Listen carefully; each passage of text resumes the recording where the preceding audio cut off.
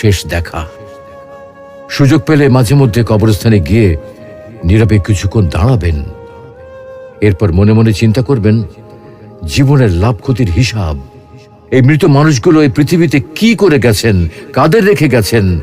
যাদের রেখে গেছেন তারা কি কখনো এই মৃত মানুষগুলোকে স্মরণ করার জন্য কবরস্থানের আশেপাশে একটি বারের জনকে দেখতে আসে? আমাদের জীবনটা বড় অদ্ভুত, বৈচিত্র্যময়। আমরা এর জন্যে, ওর জন্যে, ধন সম্পদের জন্যে, ঐশ্বর্যের জন্যে, বাড়ি গাড়ি টাকা পয়সার জন্যে কত না মায়া দেখাই, আগ্রহ দেখাই, আরো চাই আমাদের। অথচ এই জীবনে আমরা মৃত্যুর কথা না ভেবে, পরকালের জবাবদিহির কথা না ভেবে কিভাবে আরো সম্পদ অর্জন করতে পারি সেই চিন্তায় বিভোর থাকি। হায় রে জীবন, এখনো সময় আছে, ফিরে আসুন মহান রবের দিকে।